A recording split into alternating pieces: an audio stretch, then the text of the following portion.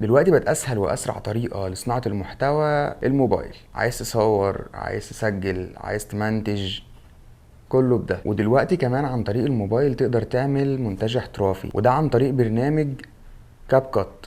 تقدر تعمل تراك للكلام على ايدك لو بتتحرك او على اي حاجة تاني بتتحرك مثلا، وتقدر تعمل مؤثرات احترافية اكتر من كده. ودي بس حاجات بسيطة من اللي بيعملها كاب كات، وده اللي انا جاي اعرفهولك النهاردة، ان انت مش محتاج بس غير موبايلك عشان تقدر تسوق لشغلك او تصنع محتوى لو انت حابب. ومن غير كلام كتير خلينا ندخل في الموضوع. اول واهم نصيحة، هي نصيحة سريعة بس مهمة. بلاقي ناس كتير بتعمل ايديت على كاب كات وبيسيبوا اللوجو بتاع البرنامج في الاخر، رغم انه برنامج مجاني ومش بيضيف اللوجو. ولما بيضيف اللوجو بيبقى سامح لك انك تمسحه عادي. فلما تحمل المشروع على كاب كات، اول حاجة انك تعملها ان انت هتروح في الاخر كده هتلاقي اللوجو بتاع البرنامج يبقى مسحه. والافضل انك تدخل على الاعدادات. لما بتيجي اول ما تفتح البرنامج بتلاقي الاعدادات فوق، هتضغط عليها وتقفل اصلا خاصية ان البرنامج يسيب لك اللوجو بتاعه في النهاية، عشان بعدين لما تيجي ترفع حاجة ما تنساش تمسح اللوجو. لا، هو اصلا اللوجو مش هيتضاف. فلما بتقفلها كده بتيجي ترفع مشروعك عادي، تيجي تروح في الاخر ما بتلاقيش اللوجو بتاعه موجود.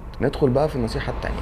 انا برجح ان انت تستخدم كاب كات في الثلاث نسخ بتوعه. في نسخة للديسكتوب او للكمبيوتر او لللابتوب مثلا، ونسخة للويب سايت، ونسخة للموبايل. الموبايل احترافية، الكمبيوتر احترافية. اظن الاكتر بدائية فيهم هي نسخة الويب سايت. تقدر تجرب اول نسخة اللي هي نسخة الويب سايت بانك هتكتب كاب كات على البراوزر بتاعك عادي. هتدخل ستارت فري، تبدأ تعمل ابلود للفوتج اللي معاك او ابلود للفيديوهات اللي معاك، وتقدر تشتغل عليها عادي. او بانك هتدوس داونلود سواء ماك او ويندوز، هتعمل داونلود للبرنامج وتسطبه، وبعدين تبدأ ترفع ملفاتك برضو عليه. بس الافضل في ان هو يكون على الكمبيوتر نفسه، انك مش تعمل ابلود على النت، لا انت هتشتغل على الحاجات وهي على الهارد بتاعك عادي. وطبعا نسخة الموبايل هتقدر تحملها عادي من الاب ستور وتبدأ تشتغل عليها برضو. والجميل هنا انك لو شغال على بروجكت على الموبايل تقدر تنقله على الكمبيوتر وتكمل شغل عليه، او لو على الكمبيوتر تقدر تنقله على الموبايل وتكمل شغل عليه. ولكن للاسف ما تقدرش تنقل البروجكت من موبايل لموبايل. اظن يعني انا ما جربتهاش بس اظن ان هي ما تنفعش. الحاجه الثالثه واللي انا شايفها مهمه جدا في كاب كات، انك تقدر من جوه البرنامج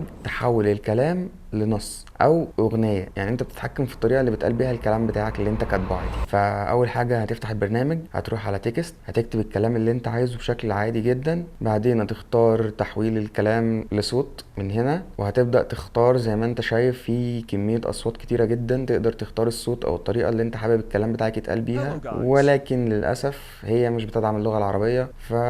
يعني لو اشتغلت فيديو بالانجليزي اظن هتبقى مفيده بالنسبه لك، او لو في سلوجان مثلا بالانجليش عايزه يتقال فهيبقى الموضوع لذيذ. يعني جربها. ولما بيحول لك النص بتاعك لكلام بتلاقيه ظهر معاك على التايم لاين كده زي ما انت شايف. تقدر توطي الصوت، تعلي الصوت، تشيل منه جزء براحتك يعني از يو لايك. النصيحه الرابعه واللذيذه قوي، انك لما بتيجي تعمل كات لاي مقاطع معاك بتبقى عايز تعمل الكطايه بتاعتك على البيت. يعني الجزء اللي فيه دبه بتبقى عايز المقطع ينتهي عنده ويبدا مقطع جديد، عشان يعني الحاجه تبان احترافيه اكتر وتبان ان انت مهتم بالايقاع، ماشي مع اللي عينك شايفاه كده. فبدل ما هتفضل تمشي ورا البيت واحده واحده وتتاكد هنا في صوت او لا، تقدر تدخل على خاصيه اسمها ماتش كات، ودي بتسمح لك ان انت تروح لمكان البيت وتعمل عليه علامه بايدك. بس الافضل ان انت تخلي كاب كات يجيب لك اماكن البيت اللي انت تقدر تقص فيها بشكل اوتوماتيك، بان انت هتختار من هنا الخيار ده كده وبيبدا يحمل ويعمل لك نقط على التايم لاين. اي نقطه في دول تقدر تعمل فيها القطايه بتاعتك وهتبقى شكلها لذيذ. ندخل على الطريقه الخامسه وهي الطبقات. رغم ان الكاب كات برنامج يعتبر بدائي شويه، الا انه سامح لك انك تعمل طبقات، تحط كذا فيديو فوق بعض او كذا صوره فوق بعض. يعني مثلا انا بتكلم دلوقتي وعايز اطلع لوجو كاب كات هنا كده، فاقدر اجيب عادي الفيديو بتاعي على التايم لاين واجيب صوره لكاب كات على التايم لاين. ومثلا لما اجي اقول ان انا هتكلم عن برنامج كاب كات فتظهر الصوره بتاعت البرنامج جنبي كحاجات توضيحيه. او لو في فيديو مثلا وانا عايز اطلع اعمل رياكت على الفيديو ده او اقول رايي على الفيديو ده، فانا اقدر ان انا احط برضو الفيديو بتاعي فوق الفيديو اللي انا عايز اعلق عليه بالشكل ده كده. وكمان اقدر اختار ان انا اعمل ريموف للباك جراوند لو هي مسببه لي اي مشكله. والنصيحه الخامسه ان كاب كات بيدعم انك تستخدم حاجات بجرين سكرين. دايما الجرين سكرين اللي بتكون وراك، يعني ممكن ان انت ما يكونش وراك سيت اب او اي حاجه، يكون وراك جرين سكرين فتقدر تقصها. وكمان تقدر ان انت تدخل مثلا تجيب علامة اللايك والسبسكرايب بتاعت اليوتيوب دي كده من على اليوتيوب، تبحث عن مثلا لايك اند سبسكرايب جرين سكرين، فبيظهر لك الشكل ده كده بالجرين سكرين. فتقدر بدوسة واحدة من هنا ان انت تمسح اللون الاخضر وتسيب العلامة بس، وهتتحرك معاك بشكل احترافي كده كأنك عامل انيميشن مثلا على افتر افكت. فتقدر تدخل تشوف في حاجات جرين سكرين كتير موجودة على اليوتيوب، تقدر تخش تجيبها تجرب تستخدمها. حاجات تظهر زي كده زي كده وتمسح الجرين سكرين بتاعتها وهتبقى لذيذة جدا. تقدر مثلا تجيب جرين سكرين على شاشة موبايل لو انت عايز تعرض حاجة من على الموبايل، وبتبدأ تمسحها وتخلي العرض طبقتين فوق بعض. الطبقة اللي فوق لما بتشيل منها الجرين سكرين بيبدأ يظهر الطبقة اللي تحتها، فالموضوع لذيذ. تقدر تستخدمه استخدامات كتير يعني انت ودماغك. يعني اهم حاجة ان الجرين سكرين دي لو انت اللي هتعملها تكون مهتم قوي ان هي تكون اضاءتها كويسة، لانك لو عملت جرين سكرين مش متنورة كويس هي مش هتبقى جرين سكرين يعني. فارشح ان انت يا اما تستخدم حاجات جاهزة من على النت زي علامات اللايك والسبسكرايب والحاجات دي، او الجرس مش عارف ايه، تجيبها وتشيل منها الجرين سكرين وتستخدمها. او لو انت هتنور جرين سكرين يكون في اضاءة كويسة ان هي تخليك الجرين سكرين كلها لون واحد وتكون مظبوطة عشان تطلع بافضل نتيجة. النصيحة السابعة والصايعة جدا في كاب كات هي الكي فريم. الكي فريم دي تقدر تقول ان هي بتضيف لمسة سحرية على الفيديو. يعني مثلا انا لو عندي صورة لكاميرا مثلا وعايز اظهر كذا مجموعة من الصور وعايز اعملهم في فيديو زي حاجة كده سلايد شو مثلا، فانت تقدر ان انت تخليه يعمل لك زوم ان او زوم اوت بالشكل ده كده، بان انت هتيجي في اخر الفيديو هتعمل الزوم ان وترجع لاول الفيديو تعمل الزوم اوت. فلما تيجي تعمل الفيديو تلاقيه بيعمل لك زوم ان بطريقه لذيذه كده، فكذا صوره ورا بعض بنفس الزوم ان ده هيبقوا لذيذ قوي. او مثلا لو انت بتتكلم كده زي ما انت في موضوع، تقدر ان انت تخلي الكاميرا تبقى بتعمل زوم ان بسيط كده برضه، بان انت بتبدا من الاخر للاول، تيجي من الاخر تخلي الفيديو زوم ان وترجع في الاول تخلي الفيديو زوم اوت، عشان بس ما تتلخبطش منك. لانك اول ما بتدي خيار الكي فريم اي حاجه بتعملها على التايم لاين بتتسجل. يعني انت بتدي الامر ان هنا هعمل زوم ان، تدي الامر ان هنا تكون زوم اوت، او من اليمين للشمال او من الشمال لليمين، يعني برضه على حسب دماغك. فهو موضوع لذيذ تقدر تحرك بيه اي حاجه في الصوره، ان انت تدخل صوره وتخرجها مثلا. فجرب وشوف تقدر يظبط معاك ازاي او تقدر تستخدمه في ايه. بس هو في المجمل الموضوع لذيذ. النصيحه التامنه او الخاصيه التامنه ان كاب كات بيقدر يعمل اوتو كابشن، يعني تقدر انت تتكلم عادي وكل الكلام اللي بتقوله يظهر على الفيديو. مثلا هنجيب فيديو زي كده، ده كده بيتكلم عادي، فلما نيجي ندوس على اوتو كابشن ونسيبه يحمل هيبدا يظهر لي كل كلمه بيقولها بالظبط على الفيديو، واقدر بقى ان انا اعدل على الكلام اللي ظاهر ده، اخليه يظهر باللون اللي انا عايزه بالشكل اللي انا عايزه. عايز تقلل وقت الكلام، عايز تعمله ظهور كده انيميشن، كل ده متاح عادي. نيجي ندخل بقى على النصيحه التاسعه، ودي من البيزكس اللي انت المفروض تكون عارفها. انا دلوقتي بتكلم على كاب كات، لما عاوز اشرح لك جزئيه معينه في كاب كات واقول لك ان انت هنا بتعمل كذا، فممكن ايه يكون في نقله كده تدخل عليا قدام مره واحده، فابدا اشرح اللي انا عايزه بعدين ترجع فكمل الموضوع عادي. دي بقى اسمها جامب كات. او ان انا مثلا اكون بعمل حاجه معينه وافضل اختصر الوقت بان انا اعمل قطعات وفي نفس الوقت ما تبوظليش المشهد. ودي بتقدر تعملها عادي في كاب كات بانك تحط الفيديو بتاعك على التايم لاين، وتقدر تقص من هنا وتقدر تقص من هنا وتشيل الجزء اللي في النص، فتخلي ده كأن ده فيديو وده فيديو مختلف. او تختصر الوقت زي ما قلت لك وتشيل